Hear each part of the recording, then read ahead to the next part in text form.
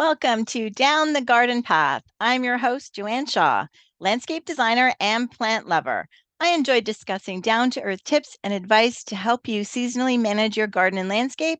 And I also aim to bring you interesting and relevant topics to educate you all about the landscaping and horticultural industry.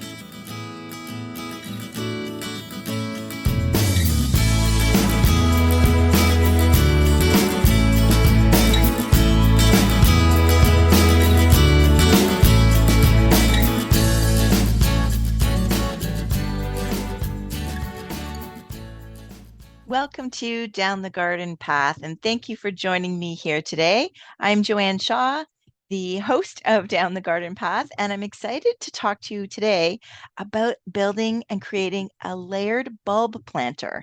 So today's episode is almost like a little bit of a craft or an activity idea. So it would be something good that you could do with other family members, with your kids, or you can do with for gifts. So I don't know about you, but as much as I love seeing bulbs in gardens in the spring, I personally am so tired of fighting the critters for my bulbs.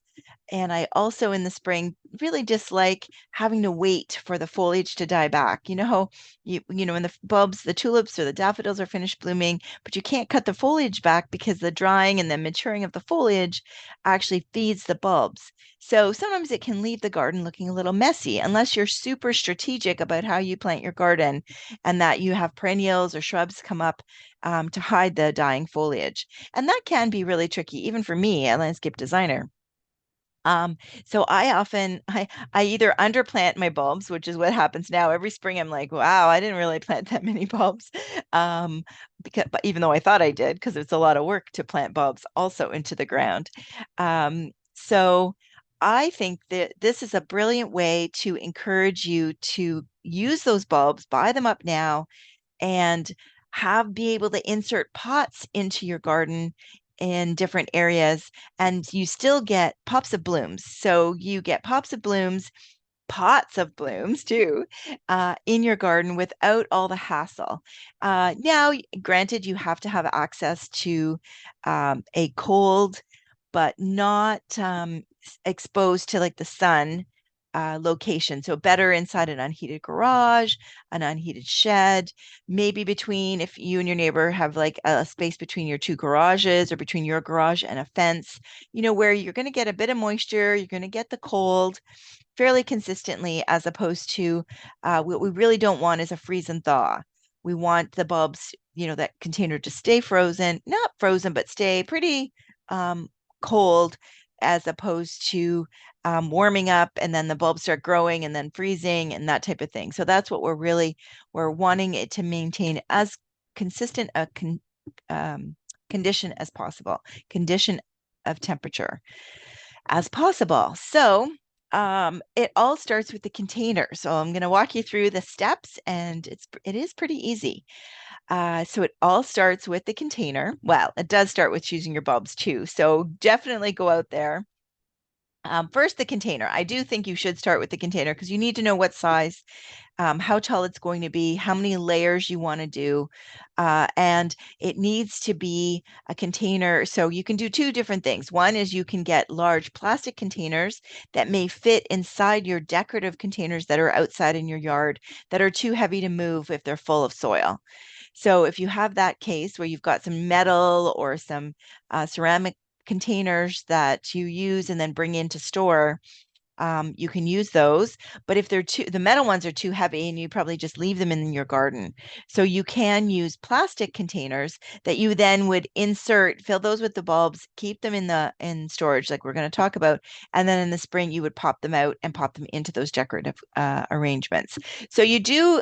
Before starting and before buying bulbs, I think you do need to have a good idea of the size of the containers. And you can do a variety as well. You can have smaller ones, larger ones. I'm going to kind of talk about a larger one with multiple layers. But if if you want to give them as gifts, you may choose to do a smaller arrangement as well. So we do need drainage. So there does need to be, so that's why plastic can be handy. Some of the plastic, you can go to a recycling station or any plastic plants that you plastic pots that you might already have in the garage or in your possession, you can use those. So you just need to make sure that they have drainage. And then you want to start choosing your bulbs and your sizes and your types of bulbs. You definitely want the one that you put in first, so that's going to be at the bottom of the pot, to grow to a certain, like a good height. So you definitely need to look and really plan out the sizes and the bloom times of your container as well. So you can have a lot of fun with that and really mix them up within the container, or even some you might do a one planter that's like meant everything in there is going to bloom early, and another planter that everything's going to bloom a little bit later, or early, mid, and late. Now, it's not an exact science as to when they're going to bloom. It all really does depend on the wind, the weather, and the location when you do put them out. Are they going into like a part sun place as opposed to a full sun area? So there's a lot of variables there. So it's not an exact science, but I still think it's a fun experiment. So you would start off with your bottom layer. So again, you've got your plant, your pot, your bulbs, and good amount of potting soil. So you can use potting soil as opposed to soil from your garden. And I do recommend that just for better drainage, because we want to keep these bulbs moist, but not wet during the season. And I think if we used a lot of soil from our gardens, potentially it could be hold on to too much moisture. But again, experiment. If you've got really great soil and well-draining soil at home, then maybe that's not an issue. I just want to discuss something that, covers everybody. So you are going to now take your largest bulbs, and you're going to largest, which will then be the tallest, place them in a neat uh, layer on first you're going to add 2 inches of potting soil and maybe a handful of bulb fertilizer as well. And then you're going to arrange your bulbs. And you want them to support themselves. You don't want them too tight. I think you want a little bit of space around them, especially especially as you get higher and higher, you want a little bit of space. The bottom layer, if you do want them to be as tight and as full as possible, then go right ahead. But you want, to me, I feel like you want still some soil between them. And so you want them to support each other, but not to be like really jammed in there. And then you top that with another 2 inches of potting soil and a small handful of bulb fertilizer. And then you add your second layer of bulbs. So this one you should leave a little bit more space between the bulbs. Again, you don't want them to be able to fall over as you keep going. You want them to be able to be packed in there firmly. But you need room for the bulbs below them, and those bulbs will make their way around. So don't worry. But you do need to make some room for them. So definitely, think about that. And so you're going to have less, especially because you're going up, you will have less bulbs probably in the second layer than you do in the first layer. And then that's it. So you continue to do that, to layer your soil, your bulbs, your soil, your bulbs. And then your last layer can definitely be, tiny crocuses or tiny little muscari that really don't need to be planted too deeply. You can maybe leave pockets if you want. You can maybe insert some tiny plastic pots, some like from annuals, in certain spots for that last layer, so that when you want in the spring, once the bulbs start coming up, you can also add maybe some pansies or some other spring loving annuals if you want to add them to the container. So there's so much variety and creativity that you can do in each container. You can do all one kind of bulb if you'd like, and just have them like a succession of planting. You can do them all tulips, and maybe you do red, yellow, that type of thing. So I think you can have a lot of fun creating these containers. And I really like the idea of doing it in plastic, where then you can go back out in the garden and insert them into to your decorative containers. But if you are bringing your ceramic containers inside your garage anyway, that's also something nice to do. So if you have a dolly, I have a dolly, and I bring in some of my ceramic pots, because the freeze and thaw outside will could cause them to crack. So I do store them inside my garage. So now I'm going to I still may do plastic, but I will see. But now I'm going to just layer them with soil and plant them up with bulbs. The nice thing about those too is you can stack them like while they're winter storage. You do need to take them off to water them, but you can, if you don't have a ton of space, you can, find another corner and kind of stack them on top of each other with maybe some like a wood or something, a plastic layer, plastic cardboard box in between that way, and then just take them off, a few times during the winter and water them and then kind of stack them back up again. So I don't think it doesn't mean like you're now the car's no longer in the garage because you filled the garage full of pots of bulbs.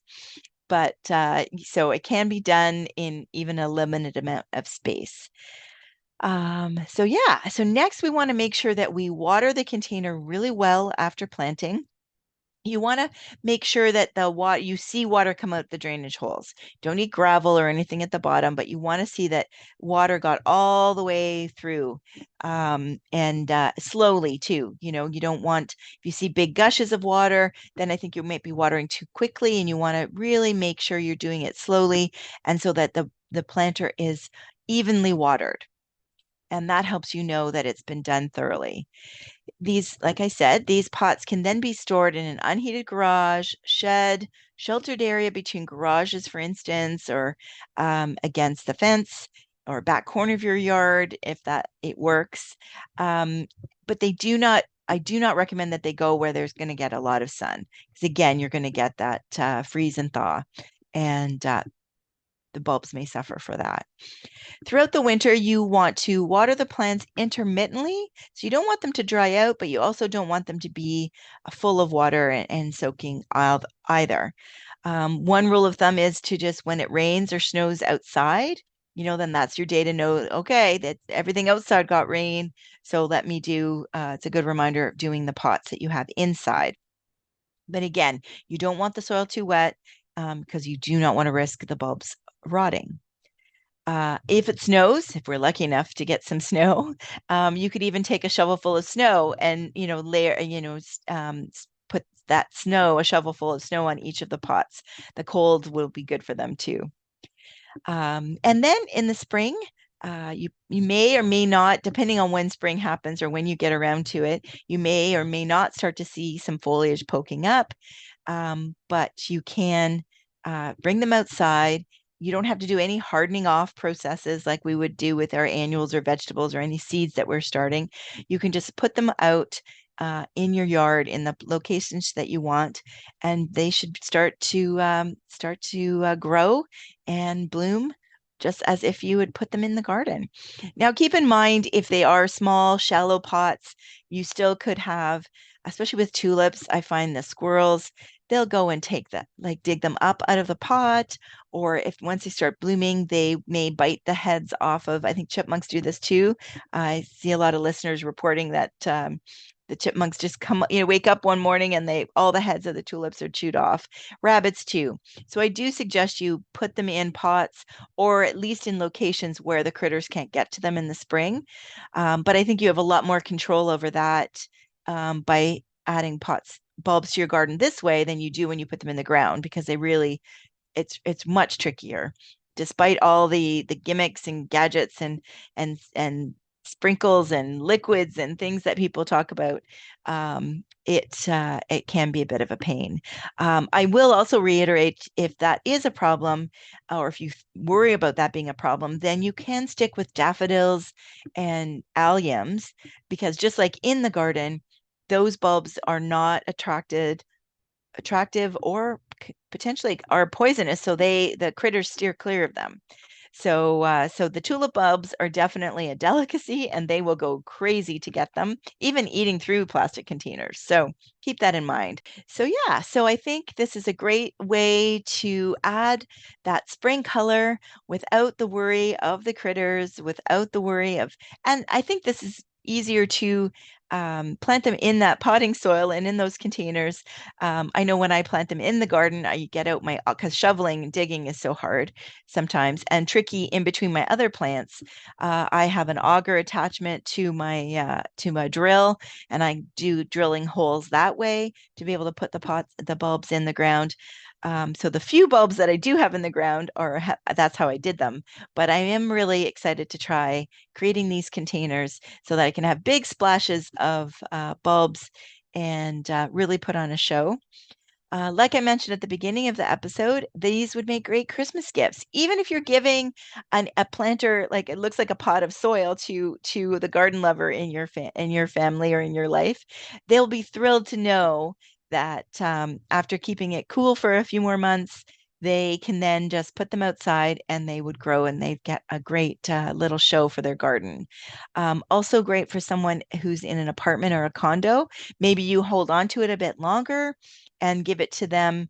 Maybe you show them what they're getting as a Christmas gift, but deliver it a little bit more into the spring, and they can have those bulbs out in their balcony. You can also do this on a small scale and put them in smaller pots. And this time you might only want to do one or two types of bulbs, and they can be you can keep them in the house, and you can force the bulbs in the house in the spring, again to give you that little show. I think we always see at the garden centers in the early beginning of the season, you can always see indoor bulb planters for sale for tabletops, for Easter, that type of thing. So, and those you could keep in also in the garage, or even in if you've got a fridge in the basement or a fridge in your garage, like I have, that's not used or not always kept full. Then you'd be able to put those containers in the fridge and kind of keep them as a consistent temperature. And then when you bring them back out, you can kind of control when they would start to bloom. So there's several ways to do it. And I think about it as, again, like we talked about last week, lasagna and layering in the garden. So it's a different way. Now we're layering bulbs, and then you can bring the bulbs in after they've finished blooming, and the soil and the leaves foliage needs to dry out. You can continue to have them outside in those containers, or you can just move them to a different area of your yard and have those bulbs live out. They still need to die back if you want to reuse them. And who wouldn't? I don't think you want to spend that money on bulbs and then throw that container away. But I think you can take them out of those high visible areas, pop in your other plants that maybe your spring perennials or your spring arrangements in late May after the frost has passed, the risk of frost has passed. And then still, you can let the foliage die back and let those bulbs, the foliage feed those bulbs. And then you should take them out of the soil and let them dry out, and then store them in a paper bag until next fall, so that you can do it again for your yard, or maybe even mix it up. So there, I hope that helps. I hope that gives you something to try and an easier way to handle bulbs in your garden. I'll keep you posted on how I do with my containers. And I'd love to hear from you, and I'd love it if you could send me pictures or any questions you may have about this process. You can sign up for my Down the Garden Path podcast page on Facebook, and that's a great way where you could post pictures or send me questions, or just follow me on social media at Instagram, or even just good old email. Send me an email with any of your questions. So thank you for listening. I look forward to hearing about how this works out for you. And it's the weather so far this October has been wonderful. So I think it's a good way to take advantage of it. Bulbs might even start going on sale, so that's something you can also look for. Again, thank you very much for listening and joining me here down the garden path every week. Bye for now.